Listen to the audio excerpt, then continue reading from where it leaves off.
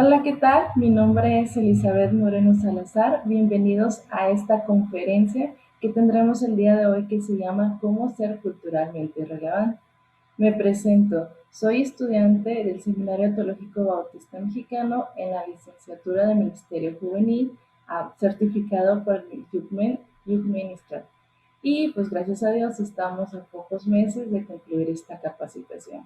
También le doy gracias a Dios porque he estado trabajando con chicos a lo largo de la República Mexicana, así que he podido ver diferentes culturas, conocer diferentes iglesias y cómo trabajar de una manera que para ellos pueda ser culturalmente relevante.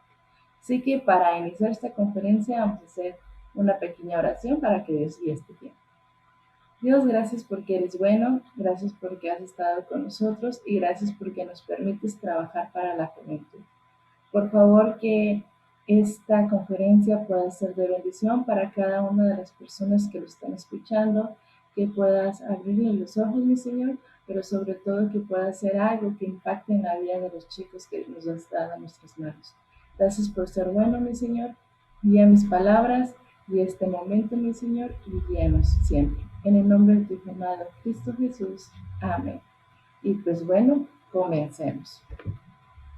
Compartir el Evangelio es algo primordial en la iglesia, pero la manera de presentar este Evangelio es el reto para cada pastor y líder de joven. Es por eso que debemos de ser culturalmente relevantes. Cuando escuchamos la palabra culturalmente relevante, por lo regular se nos vienen a nuestra mente música más movida, temas novedosos, dinámicas, vestimenta, decoración profesional. Tenemos en nuestra mente un lugar lleno de luces, algo muy juvenil, pero está bien, es correcto, pero a la vez no, porque esto no es realmente ser culturalmente relevante. Culturalmente relevante tiene que ver más con conocer la cultura del joven, de contextualizarnos, qué es lo que vive, qué es lo que siente, cuál es su cultura. Y para ello, en la Biblia encontramos un ejemplo de una persona que fue culturalmente relevante, y este es el apóstol Pablo. En 1 Corintios 9, del 19 al 23, nos da una descripción de cómo podremos ser. Dice de la siguiente manera: a pesar de que soy un hombre libre y sin amo, me he hecho esclavo de todos para llevar a muchos a Cristo. Cuando estaba con los judíos, vivía como un judío para llevar a los judíos a Cristo. Cuando estaba con los que seguían la ley judía, yo también vivía bajo esa ley. A pesar de que no estoy sujeto a la ley, me sujetaba a ella para poder llevar a Cristo a los que estaban bajo la ley. Cuando estoy con los gentiles, quienes no siguen la ley judía, yo también vivo independiente de esa ley para llevarlos a Cristo. Pero no ignoro la ley de Dios, obedezco la ley de Cristo. Cuando estoy con los que son débiles, me hago débil con ellos, porque deseo llevar a los débiles a Cristo. Sí, con todos trato de encontrar algo que tengamos en común y hago todo lo posible para salvar a algunos. Hago lo que sea para difundir la buena noticia y participar de sus bendiciones. Cuando escuché por primera vez este pasaje con la mente de cómo ser culturalmente relevante, me imaginaba que tenía que vestirme como alguna chica deportista, una chica de barrio, una chica fresa para poder llegar a este tipo de personas. Pero realmente esto no era lo que es ser culturalmente relevante. Pablo nos dio un ejemplo un poco más preciso en una de sus muchas historias a lo largo de la Biblia. Y esta historia la podemos encontrar en Hechos capítulo 17, versículos 16 al 34. Esta historia es así. Pablo estaba en Atenas, mientras estaba esperando a Silas y Timoteo. Mientras llegaban ellos, él observó a su alrededor que la ciudad de Atenas estaba perdida en la idolatría y pues aprovechó para investigar un poco y empezó a asistir a las sinagogas, a platicar con los judíos, pero sobre todo en las plazas, donde platicaba con la gente que cruzaba. Y él empezó a enseñar quién era Jesucristo. Al escuchar esto, los filósofos de esa época lo toman y lo ponen en el Areópago y dicen, bueno, dinos, ¿de qué estás hablando? Pablo aprovechó obviamente la oportunidad y comenzó su discurso elogiando que eran muy religiosos y los reconocían que era algo muy bueno y tomó uno de los santuarios que él había visto y dice, quiero reconocer esto, al Dios no conocido. Y yo sé de ese Dios. Y empezó a dar un discurso sobre este Dios y así muchos atenienses lo escucharon. Algunos creyeron, otros se burlaron y otros simplemente lo ignoraron. Pero él tomó lo que estaba a su alrededor y lo hizo culturalmente relevante. En este discurso podemos ver una guía de Pablo de cómo ser culturalmente relevante. Y el primer paso que hizo Pablo fue observar lo que pasaba a su alrededor. En Hechos 17-16 dice que Pablo vio lo que estaba, vio la idolatría de los atenienses. ¿Qué podemos entender con esto? Que Pablo antes de actuar, antes de hacer una gran campaña o de predicar, estaba observando lo que estaba pasando a su alrededor. Cuando tú quieras hacer un programa para jóvenes, un programa para alcanzar a otros chicos de tu comunidad, necesitas observar qué hay a tu alrededor, cómo es la cultura de las personas, cómo es su manera de ver la vida. No solamente te quedes con la fachada exterior y puedes decir, es que en donde yo vivo las personas escuchan esta música o las personas hacen ese tipo de comida. No, no, no. Tienes que ver más allá, tienes que ver cómo ven la vida de ellos, cuál es su cosmovisión. Y para eso empezamos con el punto número 2. Encuentra algo en común con ellos. En Hechos 17-23, Pablo, después de observar lo que estaba pasando, detectó que había este santuario al Dios no conocido y también empezó su discurso hablando sobre este Dios e introduciendo poemas de la época. En el versículo número 28 de Hechos 17 podemos encontrar algunas frases de algunos poetas de la época. Por ejemplo, Epiménides era griego y citaba sobre esto. Arato, que era un poeta de Cilicia, también hablaba de esto. Y otros poetas de la época hablaban sobre el estar en alguien. Entonces Pablo tomó estos poemas y los puso en su discurso para así captar más la atención de quienes estaban escuchando. Ellos podían relacionarse con esto, pueden decir, ay, sí es cierto, yo escuché a este poema, entonces significa esto. Pudieron hilar lo que era el Evangelio con lo que ellos estaban viviendo. Por eso también en 1 Corintios 9:22 decía Pablo que encontraba algo en común para poder así compartir el Evangelio. Mira lo que hay a tu alrededor, dijimos. Encuentra algo en común. Aunque seas diferente con los chicos que estás trabajando, ¿qué tienen en común? Si está el chico más tímido de tu iglesia, acércate, platica con él. Debe haber algo que hay en común. El chico más rebelde, la chica más popular, siempre hay cosas que podemos tener en común, ya sea el gusto por alguna película, el gusto por las mascotas, el gusto por alguna comida. Hay algo en común con lo cual podemos iniciar una conversación. ¿Quieres impactar a la comunidad que está a tu alrededor? Busca qué es lo que les mueve a ellos. En nuestra época, la juventud está movida por defender los derechos de aquellas personas o de aquellos que son indefensos. Ahora tienen mucho esta idea de ser pet friendly, de estar trabajando también para las personas que tienen escasos recursos. Implementa estos programas, ayuda a los migrantes, ayuda a las personas que tienen bajos recursos. Haz una campaña de reforestación, haz una campaña para bañar perros, no sé, ¿qué necesita tu comunidad para impactarse? Encuentra algo en común con ellos y así empezamos el paso número 3, anuncia el Evangelio. En Hechos 17 podemos ver que Pablo no solo observó lo que estaba a su alrededor, no solo se introdujo en las conversaciones con poemas, sino que su fin era compartir el Evangelio de una manera que las personas pudieran entender.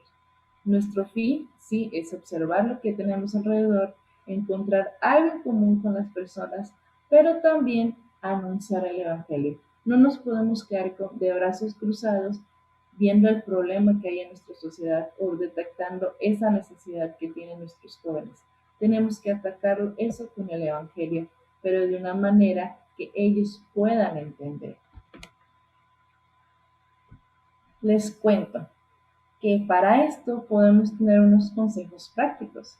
Así que antes de planear, antes de hacer un evento grande, pues vamos a ver ese tipo de consejos. Toma en cuenta la edad de las personas. Si estás en un grupo de jóvenes donde tienes al niño que acaba de salir de la primaria para entrar a la secundaria y tienes 12 años y el profesionista que se está titulando de su carrera universitaria, tienes una gran brecha en tus manos de generaciones. Así que toma en cuenta esto. Si quieres ser culturalmente relevante en tu grupo, haz diferentes actividades con diferentes edades. Para los profesionistas, organiza una tarde de café, vayan al cine, sobre todo algo más relajado, porque es lo que quieren. Los de secundaria, pues vayan al parque, hagan retos de fútbol, cosas con más movimiento. Observa la edad de tu grupo y sé culturalmente relevante con eso. 2. La moda. ¿Qué está de moda? ¿Cómo se están vistiendo las personas? ¿Cómo están hablando ahora las personas? Si hay tendencias en las redes sociales, investiga. Métete a las redes sociales, busca información. No te puedes quedar atrás. No nos podemos quedar con la idea que a veces escuchamos. Es que en mis tiempos se hacía así. No, si quieres empiezas a usar esa frase, créeme, no vas a lograr mucho. Trata de ver cómo están viviendo ahora las personas, los jóvenes. ¿Qué series están viendo, ya sea en las plataformas, en la televisión? Las películas que están viendo, los libros, la música. Toma en cuenta esto, pero sobre todo un consejo muy valioso que te doy es, toma en cuenta la ubicación geográfica de la iglesia. ¿Cómo que la ubicación geográfica de la iglesia? Te los digo por experiencia. No es lo mismo el pensamiento de los jóvenes del centro del país a los jóvenes del norte del país y del sur del país. No es lo mismo el pensamiento de los jóvenes de una iglesia que está en el centro de una ciudad a una iglesia que está en las afueras de una ciudad o en unas rancherías. No es lo mismo porque son visiones de vida diferentes. Les digo porque fue una experiencia que yo viví. Yo soy de Ciudad Acuña, Coahuila. Es una ciudad que está en la frontera norte de México, colindando con Estados Unidos. Una actividad que hace unos años atrás realicé ahí fue una promoción de grado, de un grado a otro. ¿Qué quiere decir esto? Por ejemplo, dimos la bienvenida a los chicos que venían de primaria a secundaria, los que pasaron de secundaria a prepa, los de prepa a universidad y los que habían salido de universidad. Hicimos una pequeña ceremonia en el mes de julio, estaba muy caliente, es un lugar muy caliente, entonces lo hicimos en una alberca. Fueron todos los chicos del Ministerio Juvenil, estuvimos con algunos cantos, una pequeña reflexión y ahora sí, la comida y la alberca. Y lo disfrutaron bastante porque fue algo más de convivencia y se reconocieron, se dieron pequeños certificados a los que habían pasado. Dije, wow, esto sí funciona. Tiempo después me mudo a la ciudad, al Estado de México y empiezo a trabajar en una iglesia que se encuentra al sur de la Ciudad de México. Y esta iglesia tuvo un programa parecido al que yo había hecho, solamente que ahora se involucraron a los papás y me pareció una idea genial.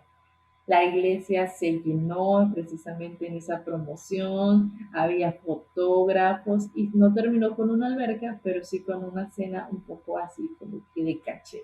Todo bien rico, los papás bien contentos, tomas y tómese fotos los chicos y todo.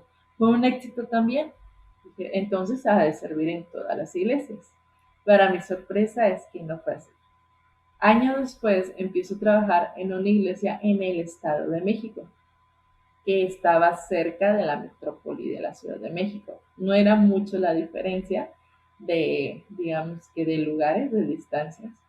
Y dije, bueno, vamos a hacer esta ceremonia, vamos a reconocer a los chicos que pasaron, este grado y todo. Llegamos a ese día y pusimos las mesas largas con sus manteles, Uno de los chicos de la iglesia era chef profesional, entonces nos hizo un menú así muy rico y toda la cosa. Entonces empezamos y para mi sorpresa yo pensaba ver lleno la iglesia de papás porque eran muchos chicos los que se estaban graduando y solo llegó una mamá. Dije, bueno, entonces va a haber muchos chicos. No fueron muchos chicos, a lo mucho llegamos a 12 de un grupo de 40. ¿Qué pasó? No tomé en cuenta la cultura de la iglesia. No quiere decir que no le gustara, que no estuvieran alegres, perdón, porque los chicos graduaran.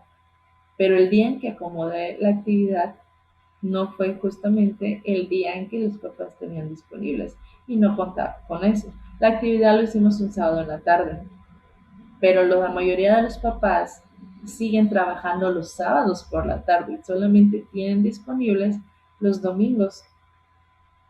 Ahí me falló porque yo no investigué cómo era la cultura de los padres. Ahora la comida, se me pasaba a decirles.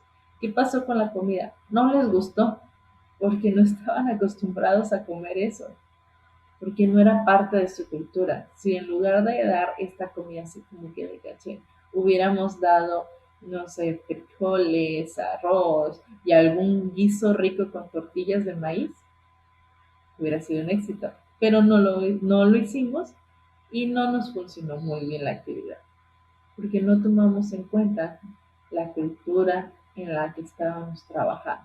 Así que por eso te digo, la ubicación geográfica de la iglesia es muy, muy importante.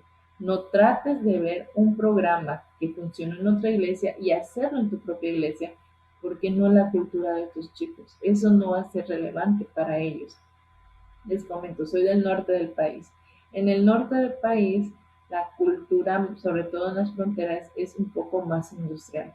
Los chicos están pensando en preparatoria ya en meterse a alguna fábrica o maquiladora a trabajar como operadores, porque saben que después de la preparatoria son pocos los que estudian la universidad. Y dentro de los que estudian la universidad, muchos terminan en unión libre y ya no terminan esas carreras. Entonces tienen que pensar desde preparatoria en cómo hacer para obtener dinero y ayudar, perdón, a sus familias y formar una familia. Cosa que veo en el sur de la Ciudad de México, no se centraban tanto en eso, sino se pensaba más en la edad de preparatoria, a qué universidad voy a ir y en la universidad si voy a conseguir un buen trabajo, si voy a estudiar una maestría. Son dos contrastes diferentes en un solo país. Tenemos que ver bien eso. Así que dentro de la ubicación geográfica de la iglesia, les recomiendo tres cosas. Que seas preguntón en tres cosas. La primera, investiga la cultura de la familia. No solamente debes de conocer cómo es el joven. Para que sea realmente y culturalmente relevante, necesitas conocer cómo es la familia de los jóvenes con que estás trabajando. Ve a sus casas, mira cómo es la relación entre los padres, investiga el historial académico, si están con preparatoria, licenciatura, doctorado, porque eso influye mucho. El nivel socioeconómico de las personas, porque algunas actividades, por más padres, podemos decir que podamos poner, son caras y en algunas iglesias no van a funcionar porque no hay ese sustento económico en casa. Investiga también qué es lo que piensan los papás acerca de la iglesia, qué es lo que piensan acerca del trabajo, de la vida, porque todo esto va a influenciar en la vida del joven. Ahora, de la cultura de la iglesia. Investiga cómo es la iglesia. Si tú estás en una iglesia donde has crecido y ahorita estás como líder de jóvenes, pues conoces un poquito más tu iglesia. Pero si eres invitado a participar en otra iglesia, investiga cómo es. Pregunta sobre la historia, cómo se fundó la iglesia, quién la fundó. Mira las estructuras en las que está la iglesia, si pertenecen a alguna denominación, en qué creen, porque todo esto va a influir en la estructura de los jóvenes. Y si vas de una iglesia a otra, no trates de cambiarlas. Les digo porque ya lo viví. Yo vengo de una iglesia un poquito conservadora. Ahorita ya no es tanto, pero cuando yo estaba chica, así era. Y en una de estas iglesias que en las que trabajé con los chicos, me tocó ir a una iglesia un poco medio más abierta. Entonces, Yo estaba un poco sorprendida con eso. Recuerdo muy bien una Navidad que quisimos hacer un cuadro de imágenes vivientes donde los chicos se vestían de los personajes de la historia de Navidad y había dos chicos que eran narradores. Y entre una imagen y otro estaba el grupo de alabanza que era formado por otros chicos y cantaban algunas canciones. Yo les puse puros himnos y ellos no conocían los himnos. Y yo, ay, pero es que es Navidad, es muy bonito recordar himnos. Pero la iglesia no estaba familiarizada con los himnos, mucho menos los chicos estaban familiarizados con los himnos. Al final de cuentas, buscamos canciones sacadas de los himnos o con letra muy parecida a ellas, pero un poco más movidos, y los chicos lo pudieron interpretar. Y el resultado fue muy bonito, porque se respetó la cultura de los jóvenes, la cultura de la iglesia. Y también, como les decía, la cultura de la comunidad. Tenemos que saber en cuál es la comunidad donde estamos trabajando. Sal, mira, camina entre las calles, observa a los vecinos, investiga nuevamente cómo ellos ven la vida, cómo hacen para ganarse la vida, qué nivel académico tienen, qué les importa. Si nos vamos a un ejido, no les va a importar tanto sobre las tecnologías, les va a importar más si la vaquita ya tuvo becerritos. Y no, no es un chiste, no es un juego. Les comento, mi papá hace algunos años estaba trabajando como maestro en una secundaria afuera de la ciudad. Esta secundaria pertenecía a un ejido. Y en este ejido, pues los chicos estaban más interesados por otras cosas. Un día mi papá llegó a la secundaria a dar clases y entró al salón y se escuchaba mucho murmullo. Entonces él nos contó que preguntó qué era lo que estaba pasando. Y unos decían, es que escuchamos a la Llorona. Como, sí, la Llorona y la Llorona. Pero lo decían de una manera que estaban sorprendidos. Si esto lo llevamos a la ciudad, hay algunos que van a creer y otros, ay, por favor, seguro fue un carro que tenía el audio de la Llorona. ¿Se dan cuenta? Nuevamente en esta secundaria hubo un tiempo en que mi papá empezó a asistir y en primavera más o menos, y estaban los chicos muy emocionados porque las yeguas estaban pariendo a sus bebecitos.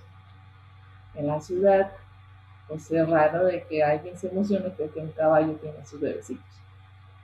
Tienes que conocer la comunidad en la que vives. Tienes que salir de tu burbujita y ver qué hay allá afuera. Necesitamos tomar en cuenta estos consejos para poder ser culturalmente relevantes. Al saber quiénes son los chicos, quiénes son las familias de los chicos, la iglesia y la comunidad donde vives, puedes tomar de estas partes algunos consejos, algunas ideas e implementarlas dentro del Ministerio Juvenil y así poder ser impactantes, poder ser culturalmente relevantes, encontrar algo en común como lo hacía Pablo y poder introducir el Evangelio de esta manera. Así que los invito a seguir estos consejos, a tener en cuenta lo que está a tu alrededor, como lo hizo Pablo, encontrar algo en común y compartir el Evangelio respetando la cultura de la familia, la cultura de la iglesia y la cultura de la comunidad. Espero que les sirva, espero que sea algo importante para ustedes, que los tomen en cuenta y que pronto pueda escuchar sus historias diciendo, ¿sabes qué? Sí me funcionó porque pude ser culturalmente relevante para los chicos. Muchas gracias por todo, que Dios los bendiga. Bye.